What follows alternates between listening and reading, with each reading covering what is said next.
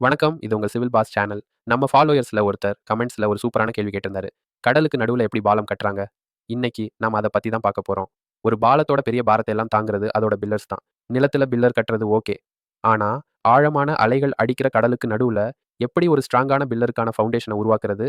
இதுக்கு இன்ஜினியர்ஸ் பயன்படுத்துற பல டெக்னிக்குகள்ல ஒரு முக்கியமான டெக்னிக் பேர் தான். காஃபர் டேம் சிம்பிளா சொல்லணும்னா, இது தண்ணிக்குள்ள கட்டுற ஒரு தற்காலிக டேம்.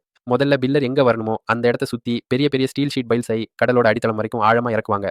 இது தண்ணிய உள்ள விடாத மாதிரி ஒரு வட்டமான அல்லது சதுரமான சுவர் மாதிரி உருவாகிடும். அடுத்த ஸ்டெப் தான் ரொம்ப முக்கியம். இந்த ஸ்டீல் சுவருக்குள்ள இருக்கிற கடல் தண்ணீரை பெரிய பெரிய பம்ப் வச்சு முழுசா வெளியேற்றிடுவாங்க. இப்போ என்ன ஆகும்? கடலுக்கு நடுவுல உங்களுக்குன்னு ஒரு ட்ரையான பாதுகாப்பான வேலை செய்யற இடம் கிடைச்சிடும்.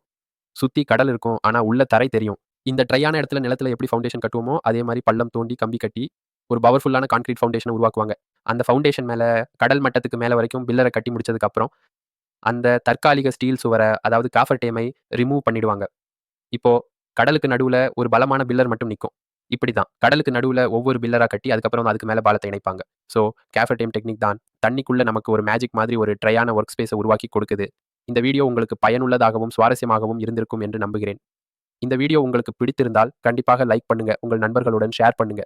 அடுத்தடுத்த வீடியோக்களை தவறாமல் பார்க்க மறக்காமல் சிவில் பாஸ் தமிழ் சேனலுக்கு சப்ஸ்கிரைப் பண்ணுங்க. உங்களுக்கு வேறு எந்த இன்ஜினியரிங் ரகசியத்தை பற்றி தெரிந்து கொள்ள வேண்டும்? கீழே காமெண்ட்டில் சொல்லுங்கள். நன்றி.